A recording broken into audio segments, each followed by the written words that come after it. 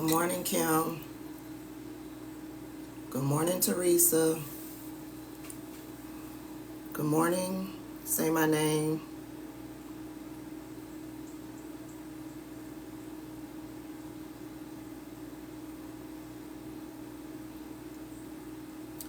I did a video yesterday letting people know that the Democrats had introduced legislation for registration for reparations for black people. I hadn't read the bill. I just saw it and I was like, I don't remember anybody talking about this. I don't remember ever hearing about this. And people are like, what are the Democrats doing? Well, here's one thing that the Democrats did. Now, it's not saying that it will pass, because we know we're dealing with racist Republicans. Hey, Shelley, we're dealing with racist Republicans. And we know that they will all oppose it. We know that right off the bat. The point of my video was that stop saying that Democrats aren't doing anything. It's bullshit. It's bullshit. Democrats are doing what they can do. Hey, good morning, everybody. I just saw a weird... I can't find it. I wish they would stop Kim as well, because it's a lie. It's ludicrous. They are doing things. Republicans are blocking it. And the reason why Republicans are blocking it and stopping the progress is because us, the voter, haven't voted enough Democrats into office so that we can say, F you, Republicans, we're going to pass this. So it's disingenuous, these people running around saying that Democrats have done nothing. It's a lie. I didn't even know that this was on the table. I didn't know that they did this. I've said it time and time again that Democrats suck at messaging. Why aren't they shouting this from the rooftop, saying, this is what we did. I need you all to reach out to your congressman and ask your congressman to also sponsor this bill, to vote this bill. How are we supposed to get activated, Democrats, if you aren't telling us, if you are not shouting to us what it is that you are doing? I follow Cori Bush. I don't see everything. She could have posted it. I don't remember seeing her talk about it. The way I found out about it was yesterday, cold night. I'm in the house. I'm scrolling on social media. I come across Benjamin Crump's post about Jamal Bowman co-sponsoring the bill. And I was like, wait a minute, what? I'm talking about the $14 trillion reparations bill that the Democrats have put on the table. And so when I saw Benjamin Crump's post about it, I said, Jamal Bowman co-sponsored the bill. Well, who sponsored the bill? Who put the bill on the table? And so that's when I had to go searching. I put in $14 trillion reparations bill by the Democrats. And the first thing that came up was an article from Fox News. Fox News reported on it. Now, you know how Fox News is going to report on it. They're going to report on it with the spin, right, to get their base to not support the bill, right? So I think the title, the heading was something like Squad member co-sponsors $14 trillion reparations bill for slavery. That's how they titled it. But I went into the article. I don't watch a lot of Fox News. I read Fox News articles because Fox News articles don't always match what their anchors and their hosts are putting out, right? So I read the article, and in the article, it had a link to the bill. It had a link to the bill. And so I went on over to the bill, and I was like, okay, let me do a quick video letting people know, all of these people, what are the Democrats doing? Well, this is what the Democrats doing. Cori Bush, my ice maker's going, y'all. Cori Bush sponsored a bill. She initiated it. And she did this back in May of 2023. 2023. See, this is what happens when you have news media that's solely focused on Donald Trump and his shenanigans, right? And this is why Republicans and Donald Trump do their shenanigans. It's to distract us. It's to distract us from what is happening behind the scenes, right? Their unscrupulous behavior. They don't want us focused on that, right? And they don't want us focused on other legislation that's being discussed and worked on behind the scenes. This was one of them. Black people have been screaming reparations for decades. And finally, a Democrat has brought forth a bill, legitimately brought it to the table. And not a lot of people are talking about it. This was done back in May of 2023. And all we've been distracted from it. We've been focused on Donald Trump and his shenanigans. Marjorie Taylor Greene and her shenanigans. Matt Gaetz and him bringing Kevin McCarthy, trying to hold Kevin McCarthy accountable. The algorithm has kept you off my... Oh, yeah. Bougie and bad. Oh, yeah. I mean, yeah. Yeah. We're all complaining about that. Yeah. Jersey Girl says she watches me on YouTube. If you're not following me on YouTube, you should be following me on YouTube because TikTok is hiding me from all of you. My followers can't see me regularly, and you're definitely not going to see me on the For You page. I don't even get a whole lot of views like I used to get. Right? They are stifling the growth of this page.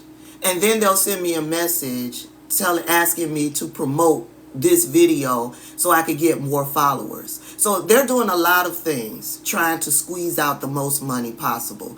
They don't want my videos on the For You page because if the videos go on the For You page, I make money through the Creator Fund. So they don't want to pay us for the Creator Fund. I just got kicked out of the the TikTok shop review creator type fund because why? I don't know. They said I've accumulated 24 points. These are like 24 bad points, like strikes. But they're showing me where I'm getting these 24 bad points from. It's not tied to any video. It's saying I've accumulated 24 points, which I haven't. They don't want to pay reviewers now, right?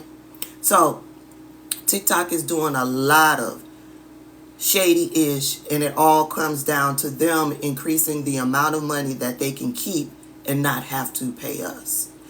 So back to what I was saying. They've been distracting us, right? And now, based on the distraction and us not knowing a lot of what's going on, thank y'all for the gifts, a lot of what's going on, you got big creators who I believe some of them are being paid. Some of them I truly believe they believe the nonsense that they're spewing, right? But some other creators I believe are being paid. Remember that guy came out, that little white kid with the curly hair. He's been, he's a Palestinian advocate. He's been talking about the news. He's been talking about politics. little curly haired kid, white kid, cute little kid, right? He came out and busted all open, right? Somebody reached out to him, wanted to pay him $5,000. Remember that video? No, not Harry. There's another little kid. If you're not following the other little kid, you should be. He's just as good as Harry. But in the beginning, he was talking politics, but now he's been solely focused on what's going on in Palestine. And I like his reporting because his reporting keeps me informed as to what's going on in Palestine. He talks about where the Biden administration is going wrong as it relates to what's going on in Palestine. And he bashes Joe Biden, right? He bashes Joe Biden, but he does not use his huge platform to discourage others to vote against Joe Biden and the Democrats, because even that kid recognizes what's at stake. I think that's his name. Your favorite guy? I think that's his name. Cute little kid, curly hair. He got himself a kafaya, and he wears his kafaya in all of his video. Thank you, Squid, for subscribing. But I like his reporting. He's fair, he's balanced. Sometimes I'll be like, boy, what you talking about? But then other times I'll be like, yeah, that's right. I'm not opposed to anyone who's speaking different from what I speak. I may not want to hear it, but it's facts. I'm going to listen to it, and I'm not going to get into the comment section to chastise them or anything like that. Facts are facts. My problem is lies and misinformation and people being disingenuous. That's my problem. That's my problem. And I typically don't come out against people over here in my genre, right? Over here in my genre, specifically black women, because y'all know I just did a video about a black woman. I'm sick of her shit. The lies, the misinformation that she's spreading. I'm sick of her using her disability when people come after her for the lies and misinformation and the chaos that she's doing here on not only TikTok, but also on Twitter. Right? And I tried not to do it. I tried not to do it, but I let you all know how I was feeling about that particular creator, right? When I did the video showing y'all that I blocked her ass. Right? Right. So I tried to do it incognito. But now her soldiers are running around on TikTok talking trash to other people who are telling people about her lies and her misinformation and her being disingenuous. So I jumped on it to let y'all know officially what I was seeing and why I too blocked her. Hey, Bella. So, yeah, I won't do any more videos. That will be the only video that I do because I believe I was clear and concise in how I was feeling and why I was feeling that, and I provided y'all with backup, with receipts as to why I came to this decision. You have to go back in the videos, y'all. I'm not going to call out the name because TikTok's algorithm, they like this type of stuff, and they invite trolls over. So that's why I don't mention certain names, and she's got a huge following, and I ain't trying to deal with her bitch-ass followers. Okay? Okay. But you can go back and check out the videos. Okay? But I wanted to come on here because I wanted to read the bill. Right? So let's keep things in perspective. Right? Thank y'all for the gifts. Okay? I appreciate it because this is the only way creators can make money on this app now. People who appreciate what TikTok creators are bringing to them, and they gift them in some way, shape, or form. Thank y'all. And also I need to make another announcement. Thank y'all for a lot of people. When I told y'all I got kicked out of the creator fund because I was sharing videos because I didn't want to redo a video. I wanted to share the video, the original video, so you all can hear what's being said, the information in their own voices, and then you'll know, and you could go back and follow those people, right? Well, I got kicked out of the Creator Fund because TikTok views that as unoriginal content. So I got kicked out of the Creator Fund. I appealed it, but I did a video telling everybody, and y'all jumped on it, and y'all went over to the Cash App, and y'all went over to the Venmo. I appreciate y'all. I can buy my butter pecan iced coffee for the next few weeks. So I appreciate y'all. But I got a message from TikTok. They let me back into the Creator Fund. So yes, I appreciate it, but I appreciate the gifts. Keep them coming, because like I said, TikTok is doing a whole lot of things to prevent its content creators from making money. They can go out publicly and say, yes, we have a TikTok creator fund and you can make money off of TikTok and da-da-da-da-da-da. But they stifle your views. Let me see what Shelly said. We got to get you your coffee. Thank you, Shelly. They stifle your views. You get community guidelines violations and strikes, and the videos come down, right? They suppress, like they've done my account, and I believe they've done Shelly account as well. If you see content creators getting less than 25, 30,000 views, that content has been suppressed. And at this point, it's suppressed intentionally by TikTok. A lot of people think it's because they're stifling the voices. I believe that's true, but I seem to gravitate towards they don't want to pay us the money. They don't want to pay us the money.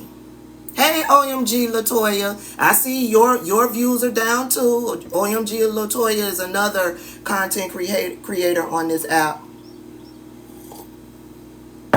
So that's all that I got to say in regards to other content creators who I believe something ain't right. Have they been paid? And the cute little curly haired kid was the one who told us that these organizations. Hey, Terrence Williams, that's another content creator. He's a sewist. Hey, AR Stringer, that's another one of my mutuals, my content creator. Hey, what cologne was you wearing, AR, in that video with the wide leg pants? I believe it was like a yellowish plaid, greenish.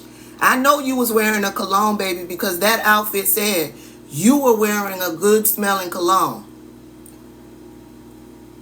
But that guy, the curly haired kid, he came out and told us that they were being offered money. He did a whole video on it, and somebody struck it down and had it removed.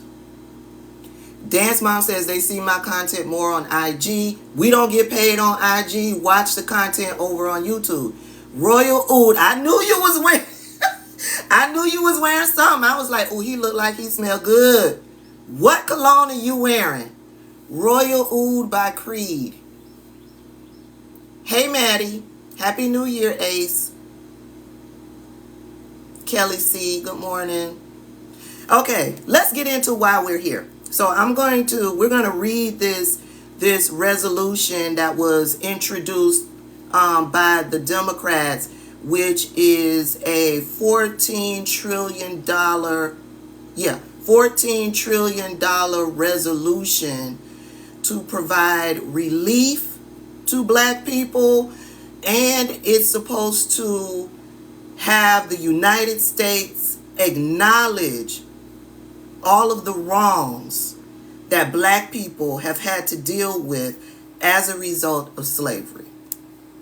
So you can, what I'll do is in my Beacons link, I will put a link to the bill. Listen, there's a little link right here that says get alerts. You click that and you can put your email address into the little box, and every time something happens with this bill, you will get an email letting you know what's going on with this bill. Okay? What's going on with this bill?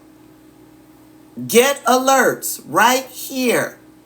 So I'll put a link to this bill in my Beacons link, and you guys can click that link, and every time something happens with this bill, you will get an email. Okay? Okay. So I'm going to read the resolution. So it's H.Res.414. That's the title. That's the name of the bill. Problems says that bill will go nowhere. We know that. This is why we need to be informed. First of all, we didn't know the bill existed. Second of all, we the people have the power. We the people have the power. We have telephone numbers that we can call. We have telephone numbers to our representatives. My representative wasn't on the co-sponsor bill. I want to know the fuck why. Why aren't you co-sponsoring this bill? I got an email to write. Right? We the people hold the power. And if there are people blocking the bill and we want this bill, what do we do as voters?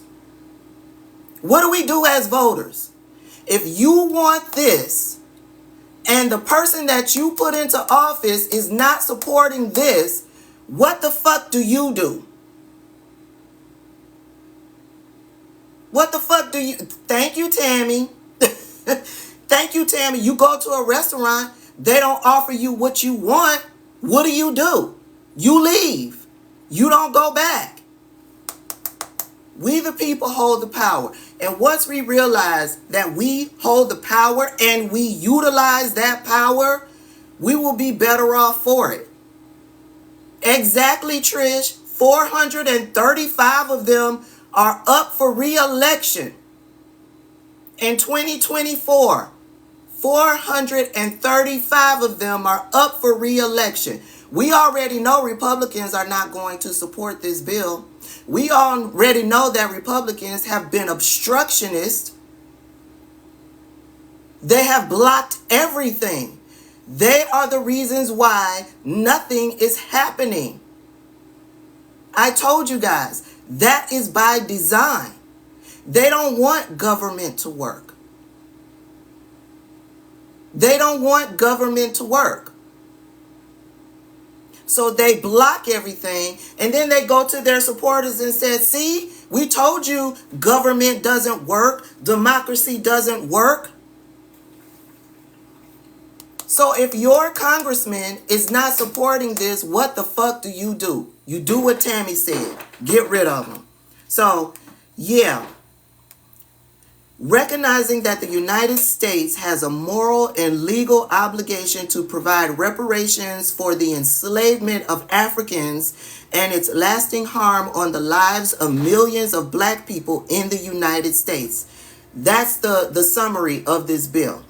And then it lists the House of the people who have already co-sponsored the bill. Now, from its inception, all of the squad members signed they signed up on it. Why? Because we know they are the most prominent that are representing black people, right? So let's get into the resolution. But since this was May 17, 2023, since that time, others have come on board. They're all black people, or they're all part of a marginalized group. So, yeah, a lot of your congressmen, they haven't signed on to this bill. A lot of y'all got some emails and some phone calls to make. I am one of them, and my representative is black. So I got some questions. Sorry, y'all, somebody's at the door. Probably somebody dropping off a package. Okay, so we're getting into the resolution. Recognizing that the United States has a moral and legal obligation to provide reparations for the enslavement of Africans and its lasting harm on the lives of millions of black people in the United States. Whereas black people are and have always been human beings, yet the federal government has historically failed to recognize our dignity and humanity. Whereas reparations are defined as a victim-centered process by which survivors of atrocities and serious human rights violations and their descendants have the right to seek restitution, compensation, rehabilitation, satisfaction, and guarantees of non-repetition for past and ongoing harms. Whereas to meet the international legal obligation of reparations, the federal government must compensate descendants of enslaved black people and people of African descent in the United States to account for the harms of chattel slavery, the cumulative damages of enslavement, and the echoes of legal and de facto segregation. Whereas the federal government is responsible for 1. Policies that led to the economic, political, and social erosion of black communities.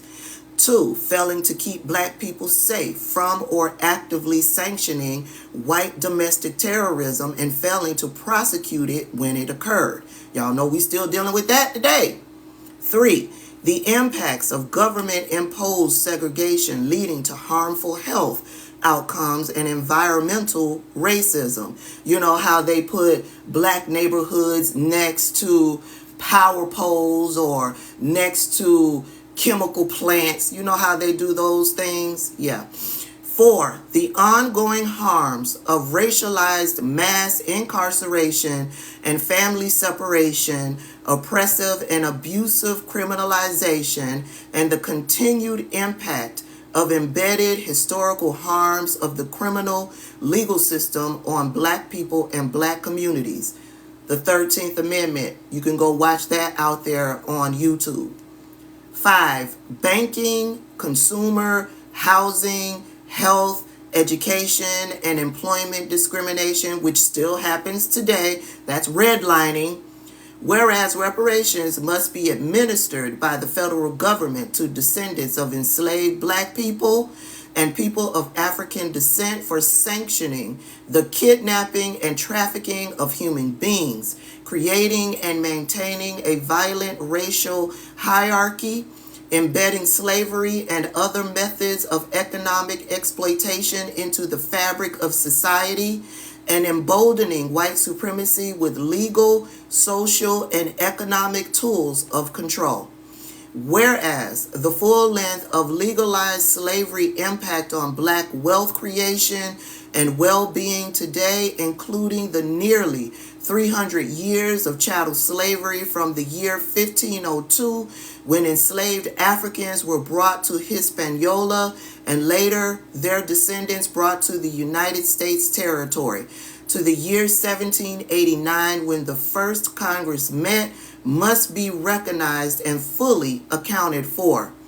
Whereas over the course of nearly 300 years, at least 12,500,000 Africans were kidnapped from their homelands by European traders and forcibly brought across the Atlantic Ocean in one of the largest forced displacements in human history, and at least 2 million did not survive the horrifying, brutal, and grueling journey across the Atlantic, also known as the Middle Passage and Mafa. Whereas forcibly separating black families, often with members being transferred to the Caribbean, was a murderous and torturous reality for millions of enslaved people who had to endure separation from loved ones that could no longer talk to or keep in contact with, perpetuating deep psychological and emotional trauma that we're still dealing with today because it's embedded in our DNA. Whereas Spanish colonizers brought enslaved Africans to modern-day Florida in 1565, whereas 1619, a year before the Mayflower arrived on American shores, marked the first year white Virginians purchased around 30 enslaved Angolans from Portuguese traders who were forcefully transported through the transatlantic slave trade, thereafter launching a violent system of racial subjugation, exploitation, and genocide. Whereas from the nation's founding in 1776, y'all know they love that date. This is our 1776. Okay. Whereas from the nation's founding in 1776, federal policies produced and sustained the institution of slavery, thus voluntarily accepting the British legacy of the institution, and with it, the responsibility to provide reparations. Whereas the founders in drafting the Constitution preserved slavery and racialized social stratification through systemic measures without needing to explicitly mention harmful intent and racialized impacts. Whereas the founders and their contemporaries understood freedom and liberty in direct relation to enslaved people and in their capacity to enslave black people. Whereas the trade in and chattelization of human beings is referenced in 3 sections of the Constitution, namely Article 1, Article 9, Clause 1, which expressly sanctioned the continuation of the international slave trade for 20 years. Article 1, Section 2, Clause 3, which upheld the further dehumanization of the African by relegating their status to that of 3/5 of a white man, and Article 4, Section 2, Clause 3, which egregiously mandated the capture and return to enslavement of fugitives. Whereas the system of enslavement served to unite all 13 colonies under the banner of white supremacy. Whereas of the nation's first 12 presidents, 10 enslaved black people. Whereas President James K. Polk traded enslaved black people from the Oval Office. Whereas enslaved black people built the United States Capitol and the White House. Whereas more than 1,700 United States congressional members who served in the 18th, 19th, and 20th centuries had enslaved black people, including the first woman elected to the United States Senate, Senator Rebecca Latimer Felton. Whereas the Dred Scott versus Sanford legal ruling in 1857, which decided that enslaved black people were not citizens of the United States under Article 3, was decided by 5 slave-holding Supreme Court justices, including Chief Justice Roger B. Taney and Associate Justices John Campbell, John Catron, Peter Daniel, and James Moore Wayne. Whereas the horrors of chattel slavery are immeasurable and have led to generational trauma for millions of black people. Whereas enslaved people were prohibited and denied the right to maintain their indigenous languages, faiths, and cultural practices and traditions from Africa. Whereas the most productive enslaved people were often whipped the most violently and were often used as breeders to save slave owners from purchasing enslaved persons. Whereas the ban on importation of Africans for enslavement was implemented in 1808, driving trade underground and increasing the numbers of enslaved people through childbirth as the sole method available. Yeah, when you could no longer import your slave, then you forced your slaves to breed, regardless of family. You forced them to breed. Whereas millions of enslaved black women were routinely raped, assaulted, and tortured at the hands of their white enslavers, and others were purchased and forced to staff brothels, all of which reinforced white male dominance and gender hierarchy. Whereas the rape of enslaved black women grew so routine that some have calculated that over 60% of enslaved women and girls experienced actual coercion and rape in their lives, and that 1 out of every 6 black persons born into captivity in 1860 was born as a byproduct of rape of a young teenage enslaved girl. Whereas infant mortality rates on plantations were incredibly high, and in the South, 50% of enslaved infants were stillborn or died within the first year of life in the early 1800s, whereas the enslavement of Black people became an indispensable economic driver in the United States, allowing white Americans in both the South and the North to enjoy the profit of unpaid and dehumanizing labor. Whereas the enslavement of Black people and the country's commitment to using unflinching violence and oppression created an endless supply of labor enriched white slavers, white slave owners, and their descendants, fueled the country's economy while suppressing self-determination and wealth building for enslaved Black people, think Wall Street, and post-emancipation left newly freed Black people with zero wealth and landless, with a lack of education, poor health, and severed family and homeland ties.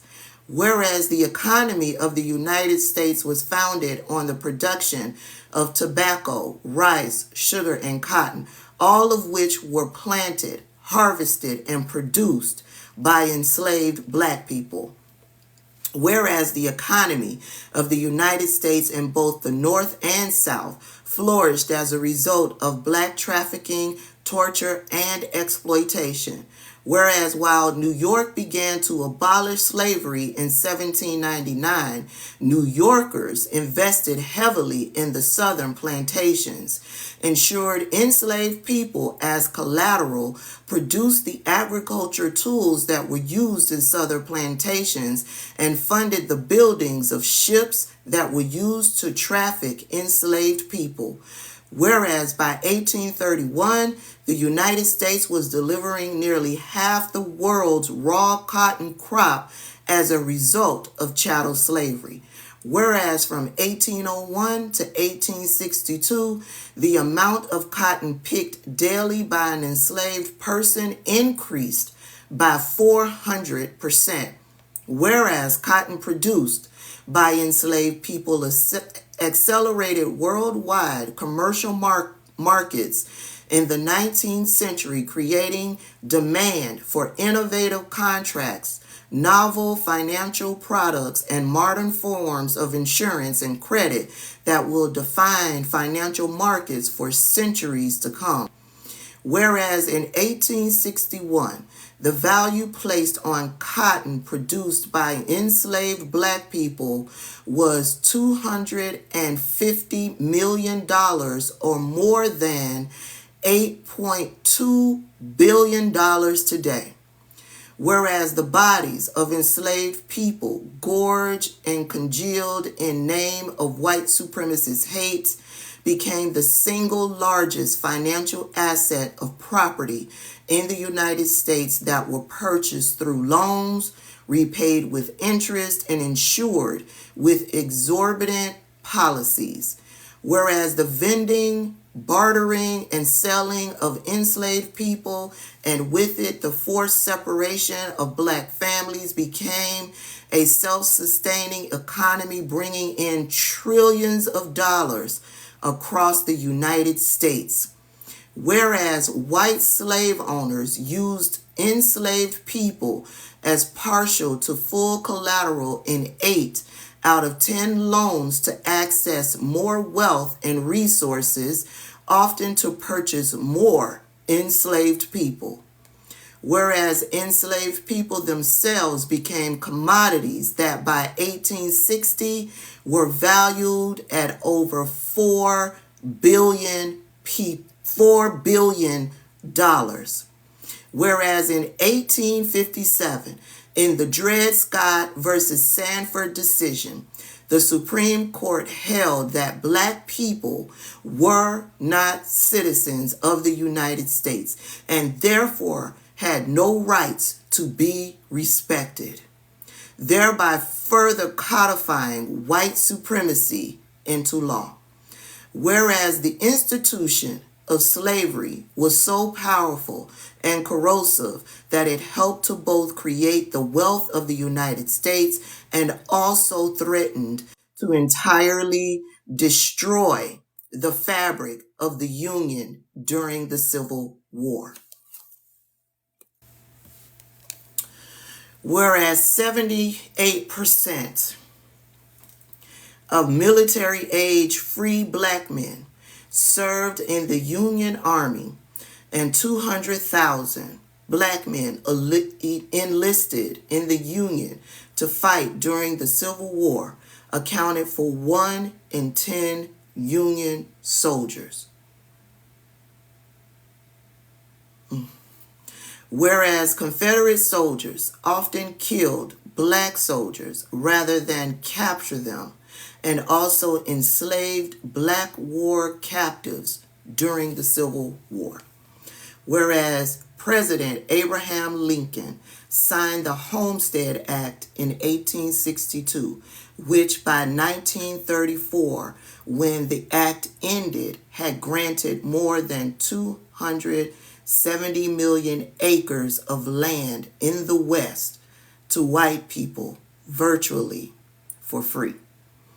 Whereas even after the Emancipation Proclamation, Confederate states ignored Lincoln's Emancipation Order and maintained the institution of slavery. Whereas slavery did not legally end until 1865 with the close of the Civil War. Whereas while the 13th Amendment is known to have abolished slavery and indentured servitude, it made an exception for those convicted of crimes. Whereas rather than shrinking after the technical abolition of slavery, Southern plantations increased in size, as for example, the number of Louisiana plantations in selected parishes increased by 286% between 1860 and 1880. Whereas following the Civil War in 1865, Confederate veterans founded the Ku Klux Klan, a group that would unleash genocidal violence and a reign of terror across the country for decades to come. Whereas the federal government provided reparations to white slave owners in the District of Columbia for the loss of human property, that would be black people, enslaved black people, through the Compensated Emancipation Act of 1862, while never addressing the need for restitution to enslaved black people and their descendants. So just to make sure you understand, white people lost their slaves. The federal government provided payment to them for the loss of black people, human beings.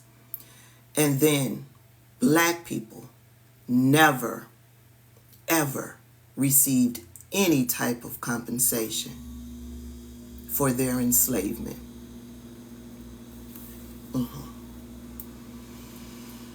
Whereas the Bureau of Refugees, Freedmen, and Abandoned Lands Bureau, also known as the Freedmen's Bureau, was established to provide economic and social aid to formerly enslaved black people in 1865, but was eventually looted and corrupted by white politicians and businessmen, resulting in its demise in 1872. And in more than 60,000 black people and organizations losing their deposits and having to wait years for only a fraction of them to be returned.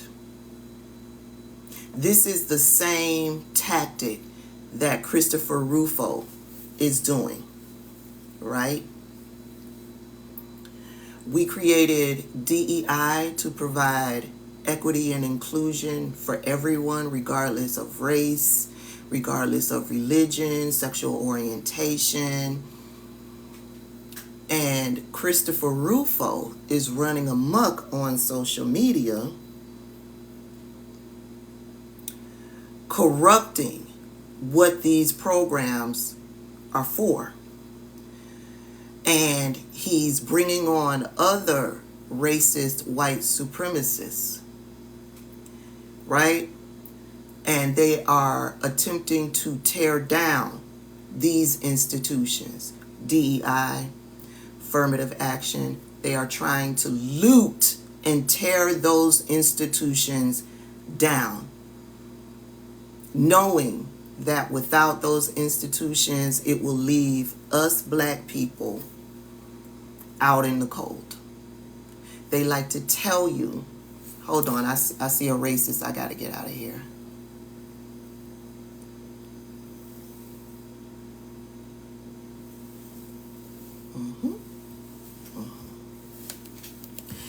That racist said in the comment section that DEI is racist. That is the spin that they are trying to feed to other people.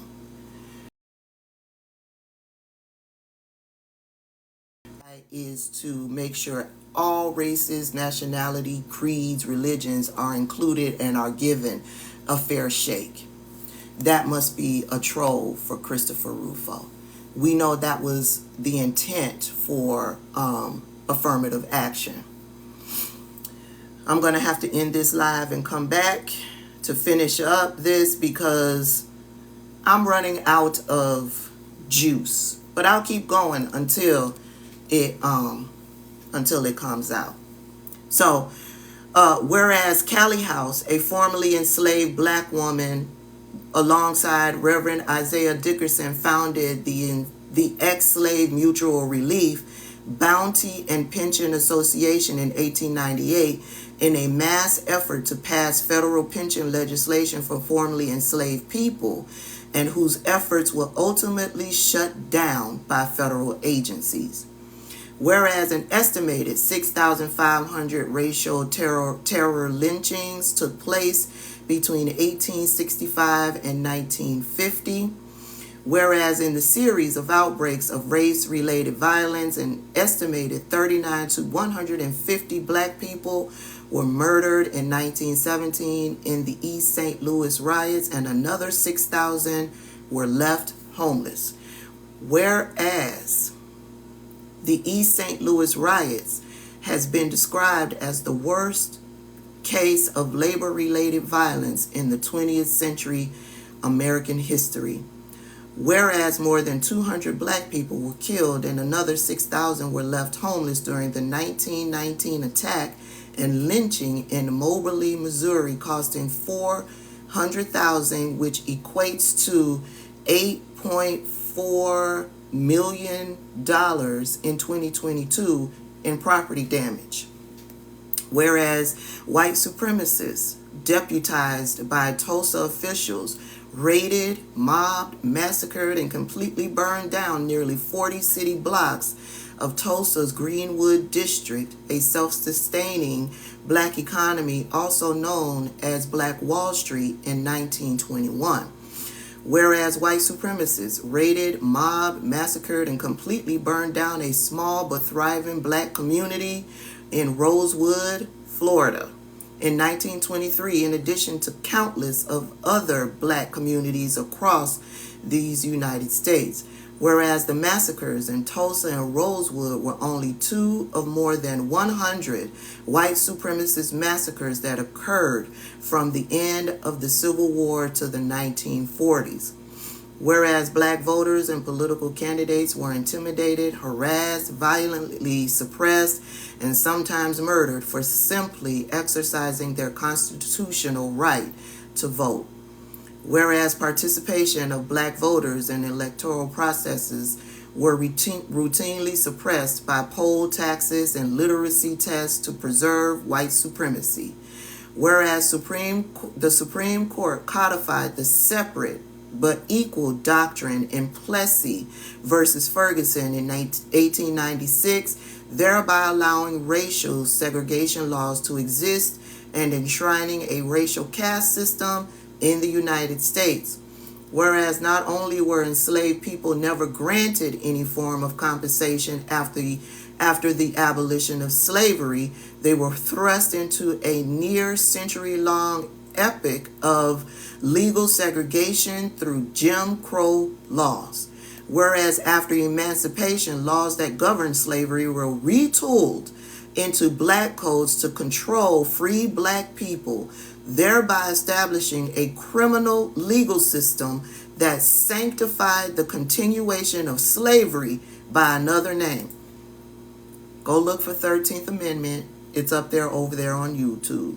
Whereas so unbearable were those black codes and the brutality of Jim Crow that 6 million black people were displaced and forced to migrate to the North, seeking some form of safety and political asylum within the border of their own country during the Great Migration, also known as the Great Displacement. Baby, this has been a walk through history.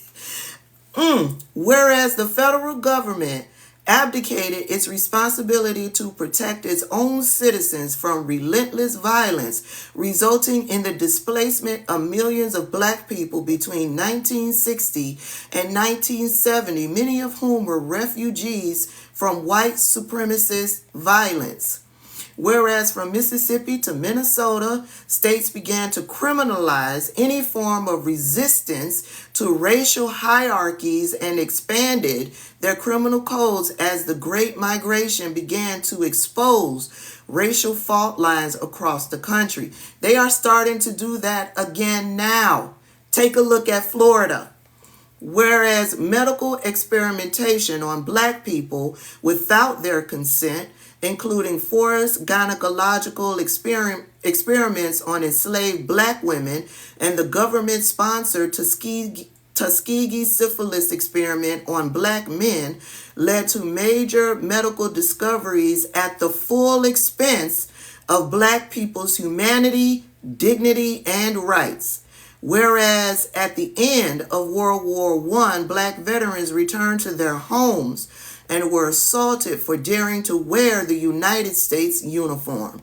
Whereas black people were intentionally and systemically excluded from federal social service programs. Yeah, and when black people were able to start benefiting from those social programs, then we got labeled the welfare queen. We got labeled lazy. We were told you need to get out and work and pull yourself up by your bootstraps. See, up until that point, they loved social programs.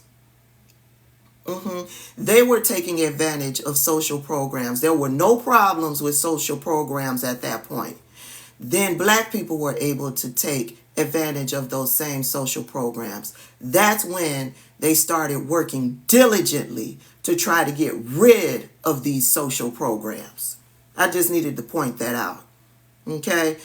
Whereas despite being disproportionately affected by unemployment during the Great Depression, black people were largely excluded from New Deal programs. Whereas black people were excluded from the Social Security and Wagner Acts of 1935 and the Fair Labor Standards Act of 1938. Whereas 65% of black people nationally and 70 to 80% of black people in the South were ineligible for Social Security when it was signed into law by President Roosevelt in 1935. Whereas black neighborhoods have been divided and effectively destroyed by federal highway systems and the fraudulent use of eminent domain. Yeah. Whereas the racist origins of the Federal Housing Administration's subsequent discriminatory housing policies, coupled with anti-black business practices, conspired to concentrate wealth in white neighborhoods. Whereas from the 1930s to the 1960s, black people across the country effectively borrowed from the home mortgage market, thereby locking black people out of the greatest opportunity for wealth accumulation in the history of the United States. Whereas many states barred black people from fully participating in the aid to dependent child Children Program, whereas black veterans were disqualified from receiving Title III benefits of the GI Bill, benefits which provided veterans with access to low-income home loans. Whereas this form of exclusion from federal programs that provide economic and social security measures has continued well into the 21st century. Whereas when in the 1960s, black people in the Deep South were unaware they were free and forced to work, violently tortured and raped.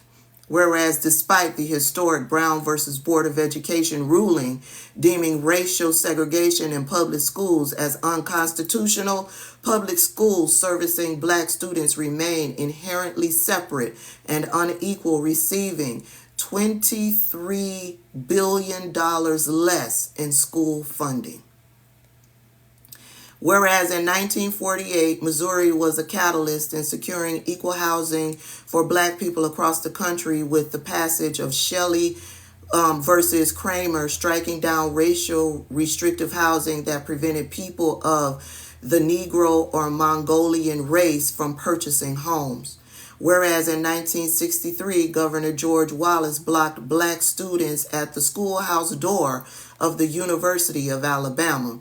Whereas mass protests erupted across the United States during the Civil Rights era, demanding an end to racial segregation, disenfranchisement, and institutionalized racism that resulted in the passage of the Civil Rights Act of 1964 and 68, the Voting Rights Act of 1965, and the end of legalized school segregation, which they are now working to dismantle.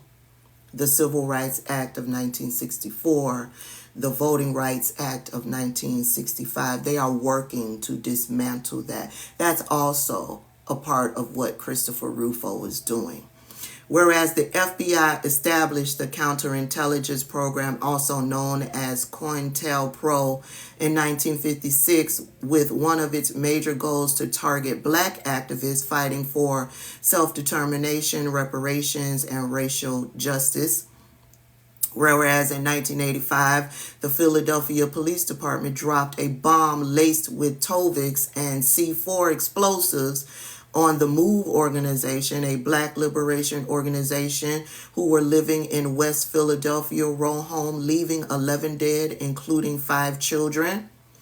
Whereas while the United States was founded based on black plunder, it has yet to acknowledge, reconcile, and provide adequate redress for the sanctioned system of slavery and its vestiges, resulting in modern-day disparities. Whereas black people are still presumed dangerous and therefore are systemically targeted and criminalized under our legal system, including through the war on drugs, mandatory minimum sentencing laws, the prosecution of children as adults, and the disproportionate targeting, stopping, and arresting of black people by law enforcement and by regular everyday white people, right? We've seen all of that happening now, right? Right. Remember, before camera phones, black people were talking about this and we were told, shut up, you're playing the race card, right? Then camera phones came into play and we got to see it all in action, right? And it's still happening today. Whereas 1 in 16 black people of voting age is barred from actively participating in the democracy of the United States, including through disenfranchisement due to felony convictions, whereas black agricultural landowners have been dispossessed from at least 90% of their land due to racial discriminatory practices by the Department of Agriculture and private companies, whereas black communities bear the brunt of environmental racism and remain disproportionately impacted by extreme temperatures and environmental hazards due to the close proximity to places like chemical plants, oil refineries, trash incinerators, construction sites, and waste dumping sites as a result of lacking of greenery and tree canopies. Think about what's going on in the state of Mississippi. Think about what went down in Flint, Michigan. Whereas black women with children remain disproportionately barred from accessing the temporary assistance for needy families programs. where while the legacy of slavery still affects our society today, it is rarely taught comprehensively in our school system. And think up until this point, think now they are trying, whatever they did teach, they are trying to stop that teaching. Whereas the school system of the United States are committing educational malpractice by treating this country's history of slavery and racial hierarchy as an aberration. Whereas since January 2021, over 44 states have proposed legislation or taken other steps to ban teaching of the ways in which racism has shaped the law and way of life in the United States, and 18 states have already imposed bans. Think about CRT. Whereas black students are suspended from school at a rate 4 times greater than white students, and black girls, despite being only 19% of preschoolers, make up 54% of girls suspended from preschool, effectively funneling black children into the prison pipeline, that school to prison pipeline. Whereas the legacy of racialized barriers to education is still so prevalent today that black women graduate from a 4-year degree with 60% more debt than their white male peers. This is why Joe Biden has been working to, stop, get people to not have to pay as much in student loan debt, right? They'll tell you he didn't succeed in passing legislation. No, he didn't succeed because Republicans blocked it. And why did Republicans block it? Because they know the racist history behind it, right? And so Joe Biden had to become creative and work in other ways to give student loan debt relief. But for whatever reason, these people who say, what has Joe Biden done? They don't recognize that. But moving on.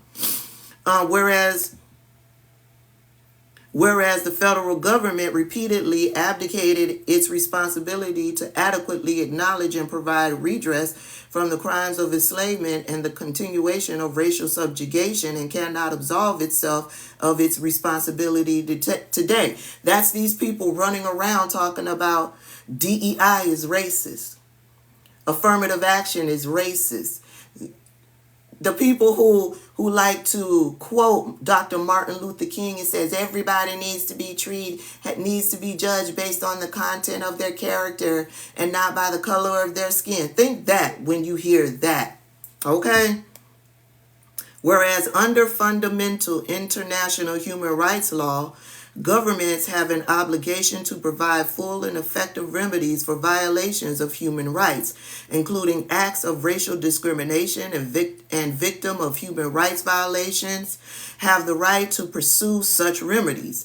Whereas black people are often funneled into some of the most difficult jobs with lower wages and continue to be targets of wage and land theft, exploitation, and deprivation of fundamental human rights. Whereas the racial wealth gap is a direct legacy of chattel slavery in the United States and the continued displacement, exploitation, and sanctioned theft of formerly enslaved black people and their descendants. Whereas the federal government must eliminate the black-white racial wealth gap as it is a direct legacy of chattel slavery and the cumulative impact of legal and de facto segregation that followed.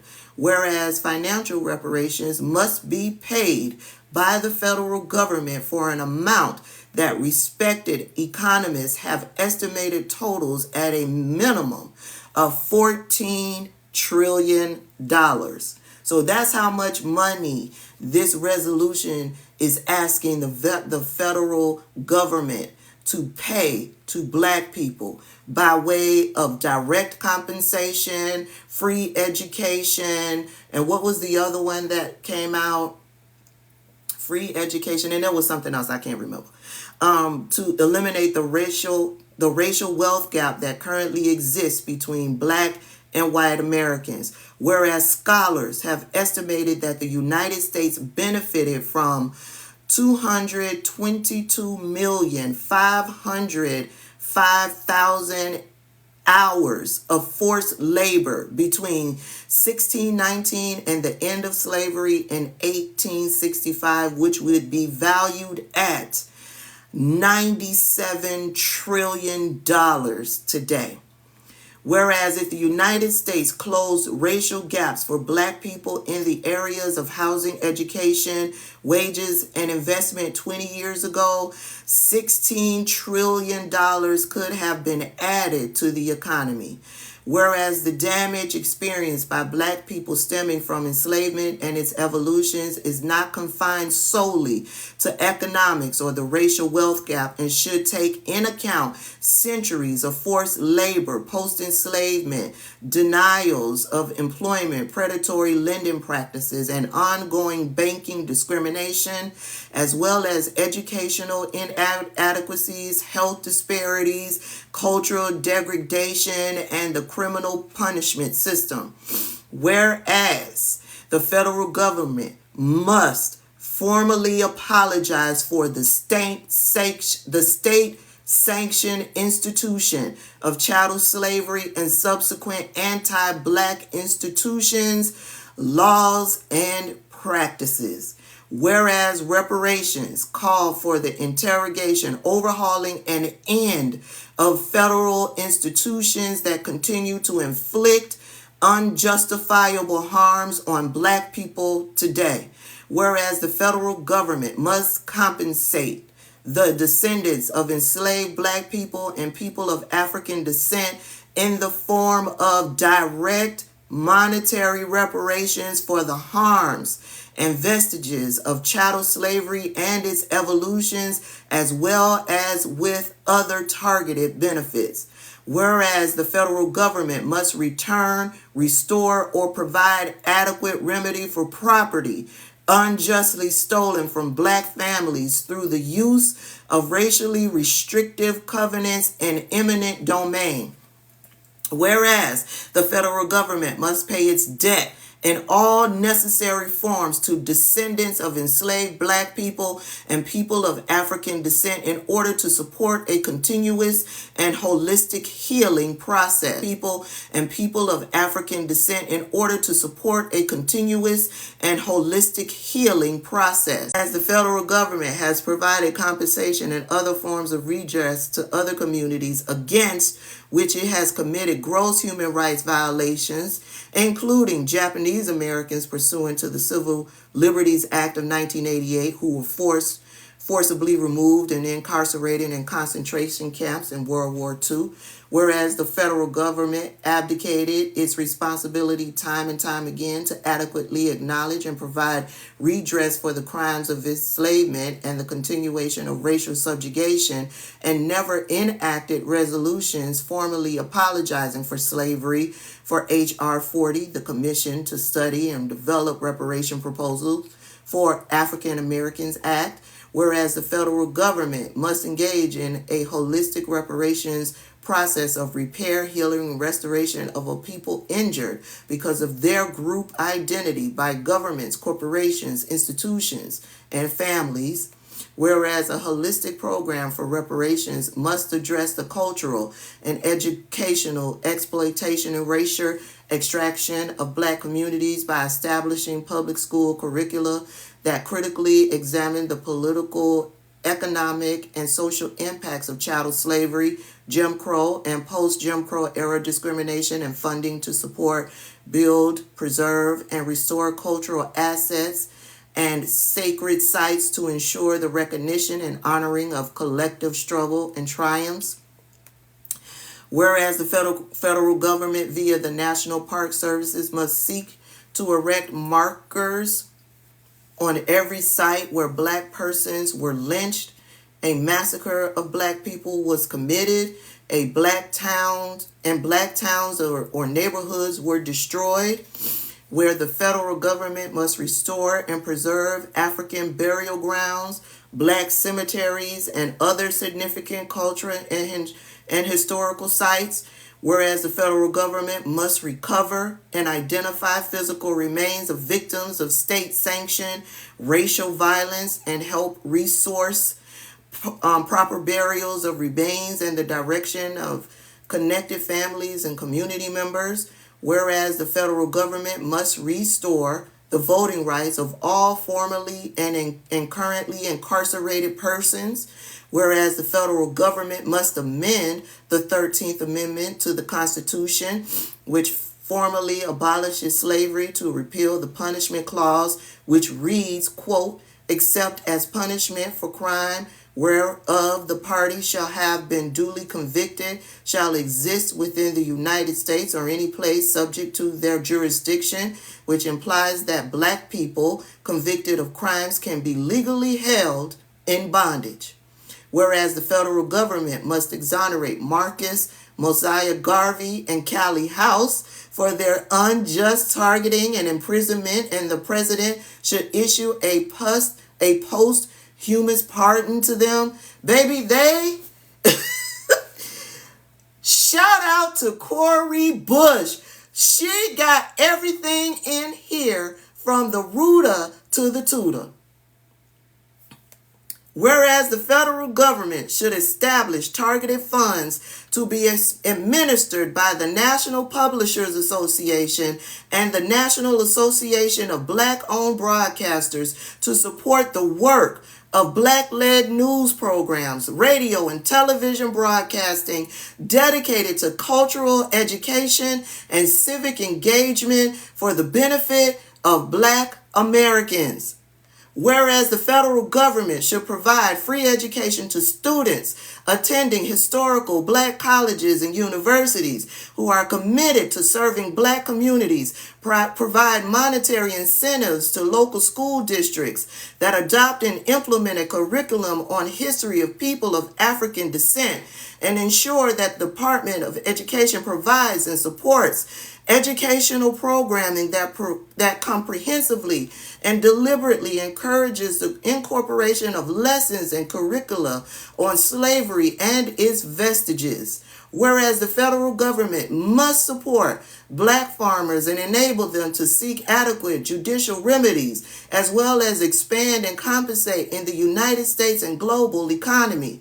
Whereas the federal government must institutionalize and support culturally appropriate holistic preventive mental health and curative treatment services to Black communities. Whereas the federal government must support and strengthen community-based infrastructure, such as hospitals and medical facilities that specialize in services for the Black community. Whereas in 2021, the United Nations High Commissioner for Human Rights urged the United States to end anti-Black racial discrimination, violence, and systemic racism against people of African descent by providing comprehensive reparations.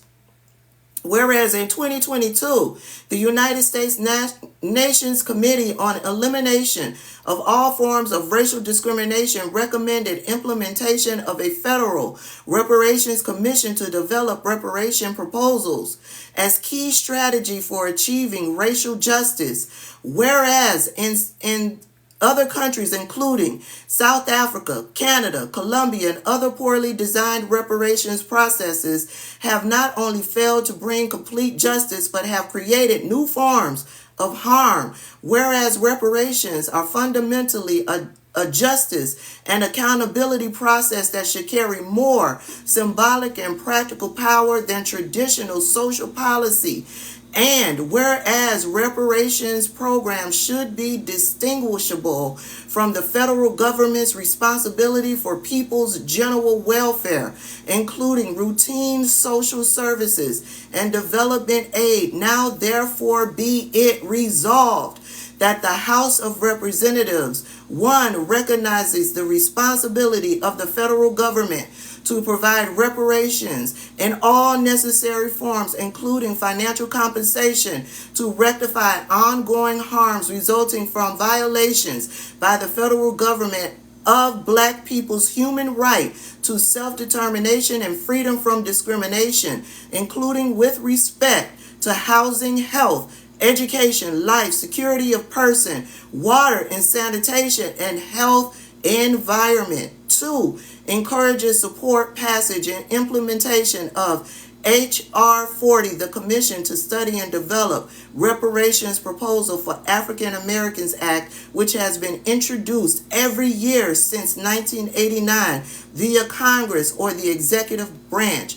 3, encourages the reintroduction, passage, and implementation of legislation establishing the United States Commission on Truth, Racial Healing, and Transformation. 4, acknowledges and apologizes for the state-sanctioned institution of chattel slavery and encourages the reintroduction and enactment of resolutions apologizing for slavery without limiting clauses. 5, acknowledges the significance of momentum brought by legacy organizations, as well as additional grassroots and national organizations leading the modern-day reparations movement. 6, encourages the creation of local, state, and federal initiatives to identify sources of reparations, demands arising from chattel slavery, and its long-standing impact on Black people. And 7, honors the lives and legacies of those named and unnamed whose lives were stolen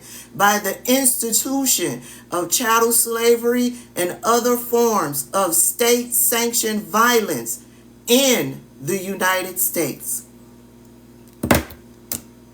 Baby, the only way this gets passed is if we vote in as many Democrats into the House and into the Senate. Shout out to Cori Bush. She did the doggone thing when she put this reparations bill on the table. Baby, she has left nothing out. She has left nothing out.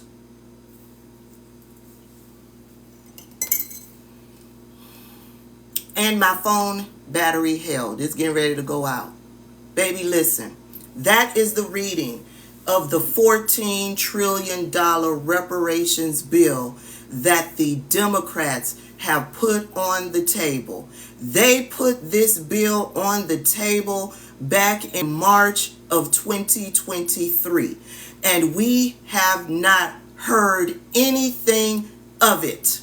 Why? Because we are focused and distracted on Donald Trump and his minions. I'm so happy that I found it. I'm so happy I found it scrolling, because at least the people who follow me know that the Democrats put this bill on the table.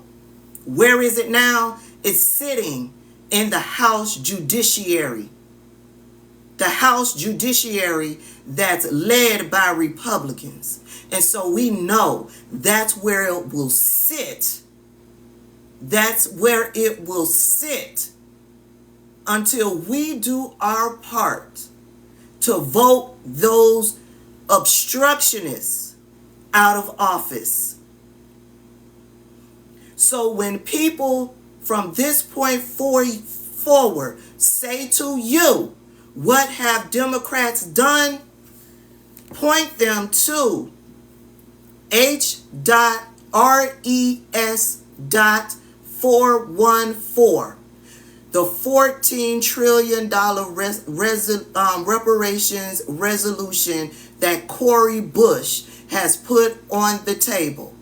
She has listed, she gave a history lesson in this resolution.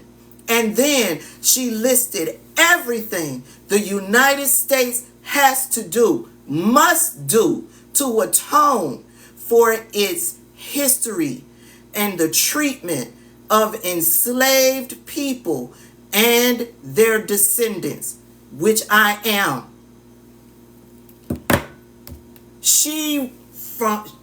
This is why I'm putting this resolution on the table, and this is what you must do to atone for it. Baby, I will put a link to the bill in my Beacons link. You can get to my Beacons link on my page. And from there, you will be able to get the bill. You can share the bill. You can get the link to the bill. You can share the bill on your platforms. I will be downloading this video and re-uploading it up over onto my YouTube page. You can then get that link and share it onto your social media pages. They ain't got the time to sit and read it. They can play the YouTube video and listen on their drive to work while they're cleaning. They can just listen. I'm reading it to you from the beginning to the end. Okay? If you need to get to my YouTube page, you can get a link to my YouTube page. It is also in my Beacons link. Follow me over there because y'all know I'm heavily suppressed over here. Thank y'all for tuning in. Thank y'all for all of the gifts. Thank y'all for hanging out with me. I appreciate y'all. When they say, what have Democrats done? You for sure got one that you can throw up in the face. Well, what about this bill? And this is what it's for, and this is what they're asking for. It hasn't gone anywhere because Republicans are sitting on it.